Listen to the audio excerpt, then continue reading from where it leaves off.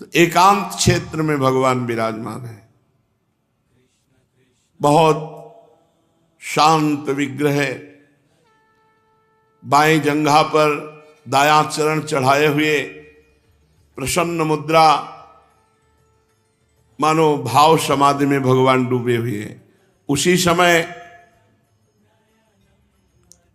सनकादि, सनक सनंदन सनातन सनत कुमार, समस्त देवता, समस्त प्रजापति, ब्रह्मा जी अपने पार्षदों के साथ, सर्वेश्वर देवाधिदेव महादेव जी, मरुदगण, देवराज इंद्र,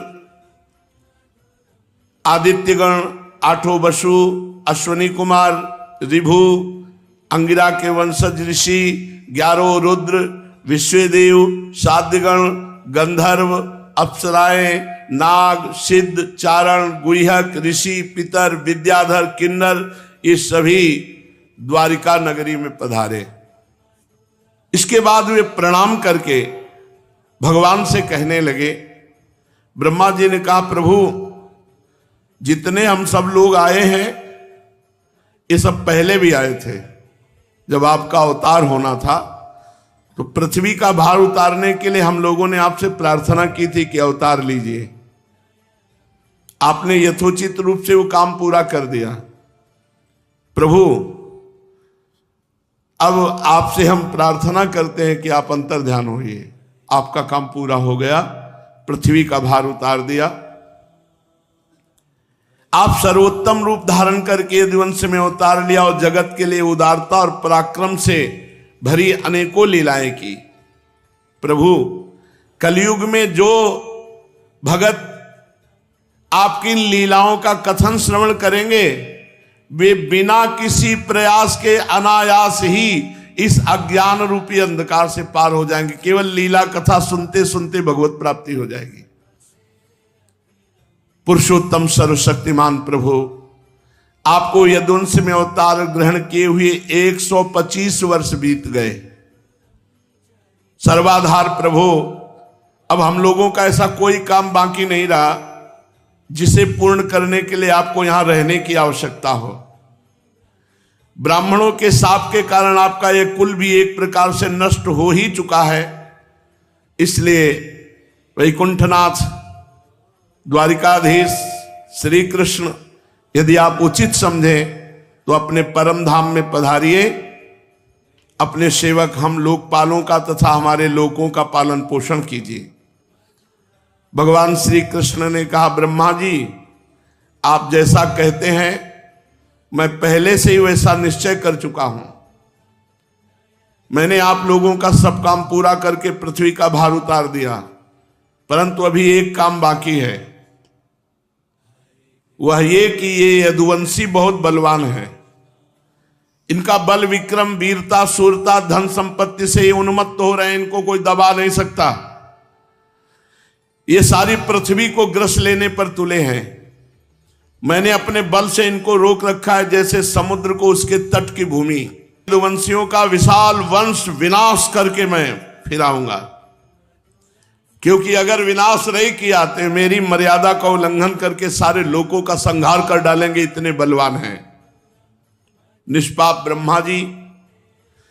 अब ब्राह्मणों के शाप से इसका नाश प्रारंभ हो चुका है।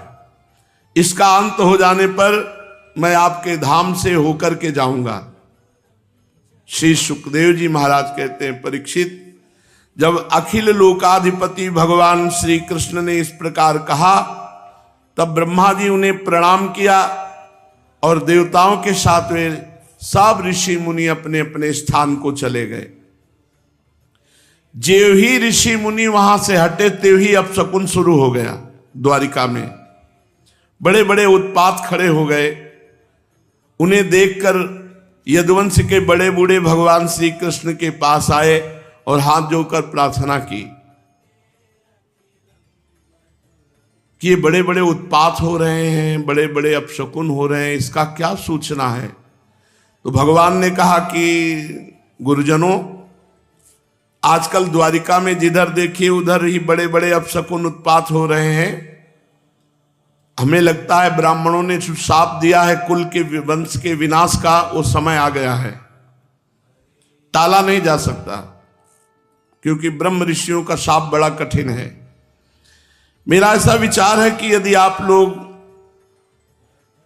मेरी बात से सहमत हो तो बिना विलंब किए हम लोगों को आज ही द्वारिका छोड़ देनी चाहिए और परम पवित्र प्रभास क्षेत्र के लिए निकल पड़ना चाहिए। हम जानते हैं कि माया को पार कर लेना बहुत कठिन है, पर प्रभास क्षेत्र बहुत प्रसिद्ध पवित्र स्थान है। जिस समय दक्ष प्रजापति के शाप से चंद्रमा को राजक्षमा रोग लग गया था, उस समय उन्होंने प्रभास क्षेत्र में जाकर स्नान किया और तत्क्षण उस पापजन्य रोग से छूट गए। साथ ही उन्हें कलाओं की अभिवृद्धि भी प्राप्त हुई। हमारी इच्छा है कि सब लोग निकलो द्वारिका से, प्रभास क्षेत्र चलो, वहीं उद्धार होगा सबका। एक जगह सब इकट्ठा हो, चलो प्रभास क्षेत्र चलकर स्नान करेंगे, देवता पितरों का तर्पण करेंगे, अनेकों गुण वाले पकवान तैयार करके ब्रह्म ऋषियों को भोजन कराएंगे। वहां हम लोग सत्पात्र ब्राह्मणों को पूरी श्रद्धा से बड़ी बड़ी दान दक्षिणा देंगे। इस प्रकार अनेक सत्कर्म करेंगे और बड़े बड़े संकटों से पार हो जाएंगे। जैसे कोई जहाज के द्वारा समुद्र पार कर लिया जाता है, ऐसे ही ब्रह्म ऋषियों को खवा पिला के सेवा सत्कार करके अपने संकट से पार हो जाएंगे। श्री सुखदेव जी कहते हैं, कुल नंदन परीक्षित, जब भगवान श्री कृष्ण ने इस प्रकार आज्ञा की, तब यदुवंशियों ने एक मत से प्रभास जाने का निश्चय कर लिया और सब अपने अपने रथ सजाने जोतने लगे। उद्धव जी भगवान श्री कृष्ण के बड़े प्रेमी और सेवक थे। उन्होंने देखा बड़े बड़े अपशकुन और भगवान की आज्ञा और यदुवंशियों की तैयारी, तो समझ गए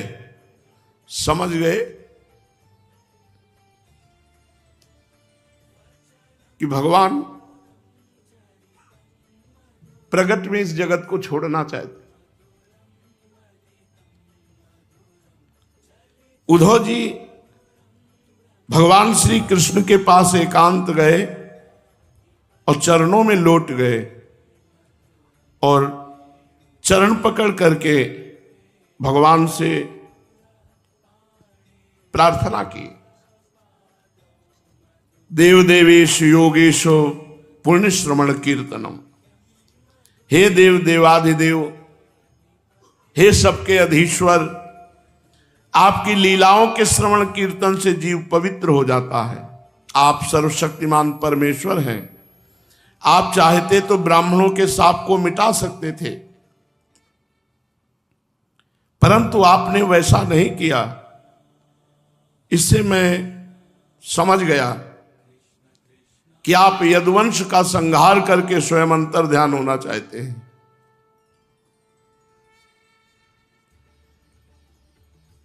घुंघराली अलकावली वाले हे श्याम सुंदर, आप मेरे विषय में सोचा है कि आधे क्षण के लिए भी मैं आपको त्याग कर जीवित नहीं रह सकता,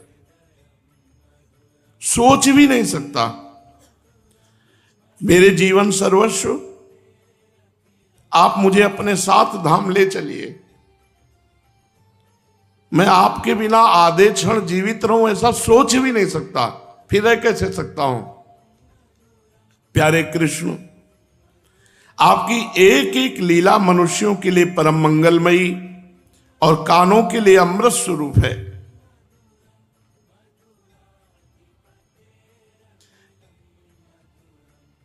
जिसे एक बार उसका चस्का लग गया, स्वाद मिल गया, वो फिर जी कैसे सकता है। उसके मन में फिर दूसरी वस्तुओं की लालसा ही नहीं रह जाती।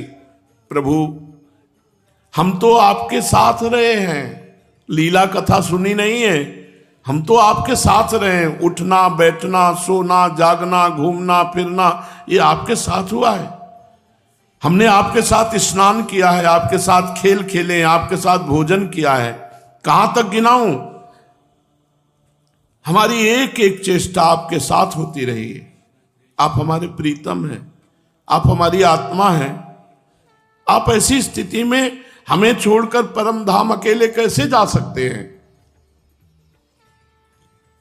हमने आपकी प्रसादी माला धारण की, आपका प्रसादी चंदन लगाया है, आपके प्रसादी वस्त्र पहने हैं, आपके गहने से अपने आप को सजाया है। हम आपका प्रसाद खा के जीने वाले सेवक हैं। हम माया से नहीं डर रहे हैं। हम तो आपकी माया पर विजय प्राप्त कर लिए क्योंकि आपका प्रसाद पाते हैं। मुझे माया से डर नहीं, मुझे आपसे अलग होने का डर है। मैं आपका वियोग नहीं सह सकता। आपकी माया से पार पाना बहुत कठिन है। बड़े बड़े ऋषि मुनि दिगंबर रहकर आजीवन नैष्ठिक ब्रह्मचर्य का पालन करके अध्यात्म विद्या के लिए अत्यंत परिश्रम करते हैं, बड़ी कठिन साधना करते हैं। बड़ी कठिन साधना से उन सन्यासियों के हृदय निर्मल हो पाते हैं। तब कहीं वो समस्त वृत्तियों की शांति रूप निष्कर्म अवस्था में स्थित होकर आपके ब्रह्म नामक धाम को प्राप्त होते हैं। महायोगेश्वर, हे श्री कृष्ण, हम लोग तो केवल आपके आश्रित हैं। हम आपके भक्तजन हैं। हम आपके गुणों और लीलाओं की चर्चा करेंगे। जो जो कुछ आपने किया है उसका स्मरण करेंगे। आपकी चाल ढाल, मुस्कान, चितवन, हास परिहास की स्मृति में हम डूब जाएंगे। हमें माया से पार होने की कोई परेशानी नहीं। हम आपसे ये प्रार्थना इसलिए नहीं कर रहे कि ये बड़ी दुरंत माया है, हम कैसे पार करेंगे। नहीं, हम प्रार्थना कर रहे हैं कि हम आपकी विरह आग में नहीं जल पाएंगे, हम आपके बिना नहीं जी पाएंगे। इसलिए अगर आपको परम धाम जाना है तो मुझे साथ ले चलो। उद्धव जी ने प्रार्थना की। श्री सुखदेव जी कहते, परीक्षित, जब उद्धव जी ने देवकी नंदन भगवान श्री कृष्ण से इस प्रकार प्रार्थना की तब उन्होंने अपने अनन्य प्रेमी सखा एवं सेवक उद्धव जी से कहा। भगवान श्री कृष्ण ने कहा, महाभाग्यवान उद्धव, तुमने मुझसे जो कहा ठीक मैं वही करना चाहता हूं। ब्रह्मा, शंकर, इंद्रादि लोकपाल भी यही चाहते हैं कि मैं पृथ्वी लोक को छोड़कर अपने परम धाम को जाऊं। पृथ्वी पर देवताओं का जितना काम करना था उसे मैंने पूरा कर दिया। इसी काम के लिए ब्रह्मा जी की प्रार्थना से मैं बलराम जी के साथ अवतार लिया था। अब ये यदुवंश जो ब्राह्मणों के शाप से भस्म हो चुका है, पारस्परिक फूट और युद्ध से नष्ट हो जाएगा। आज के 7वें दिन समुद्र इस द्वारिकापुरी को डुबो देगा। प्यारे उद्धव, जिस क्षण मैं मर्त्यलोक का परित्याग करूंगा उसी क्षण इसके सारे मंगल नष्ट हो जाएंगे। थोड़े दिनों पर पृथ्वी पर कलयुग का बोलबाला होगा। जब मैं इस पृथ्वी का त्याग कर दूं तो तुम इस पृथ्वी पे मत रहना। उद्धव, कलयुग में सबकी रुचि अधर्म में होगी। अब तुम अपने आत्मीय स्वजन और बंधु बंधुओं का स्नेह संबंध छोड़ दो। त्वम तु सर्वम परित्यज्य स्नेहम स्वजन बंधुषु मय्यावेश्य मनः सम्यक समदृक् विचरस्वगाम। तुम अपना चित्त मेरे में लगा दो, सबसे चित्त हटा दो, मस्त रहोगे। स्वच्छंद पृथ्वी पर विचरण करो। देखो, यदिदम मनसा वाचा चक्षुर्भ्याम श्रवणादि भी नस्वरम गृह्यमाणम च विद्धि माया मनोमयम। इस जगत में जो मन से सोचा जाता है, वाणी से कहा जाता है, नेत्रों से देखा जाता है, श्रवण से सुना जाता है, वो सब का सब नाशवान है। गोचर जहां लघु मन जाई सो सब माया जानो भाई। ये सब सपने की तरह मन का विलास है। ये माया मात्र है, ये सब मिथ्या है। उद्धव, तुम ऐसा समझ लो। जिस पुरुष का मन अशांत है, असंयत है, उसी को पागलों की तरह अनेक वस्तुएं मालूम पड़ती हैं। वास्तव में ये चित्त का भ्रम ही है। नानात्व का भ्रम हो जाने पर ये गुण है, ये दोष है, इस प्रकार की कल्पना करनी पड़ती है। जिसकी बुद्धि में गुण और दोषों का भेद बैठ गया है, दृढ़मूल हो गया है, उसी के लिए कर्म, अकर्म और विकर्म रूप भेद का प्रतिपादन हुआ है। इसलिए उद्धव, तुम अपनी समस्त इंद्रियों को वश में कर लो, उनकी बागडोर अपने हाथ में ले लो केवल इंद्रियों को ही नहीं, चित्त की समस्त वृत्तियों को रोक लो और ऐसा अनुभव करो कि ये सारा जगत अपने आत्मा में ही फैला हुआ है और आत्मा मुझ सर्वात्मा इंद्रियातीत ब्रह्म से एक है, अभिन्न है। ऐसा अनुभव करो। उद्धव जी भगवान के समीप बैठे हुए भगवान उद्धव जी को उपदेश कर रहे हैं। ये आगे जो एकादश स्कंध है बहुत सुंदर, समस्त शास्त्रों का निचोड़ अंतिम समय भगवान उद्धव जी को उपदेश दे रहे हैं। शेष चर्चा आगे। श्री राधा वल्लभ लाल की।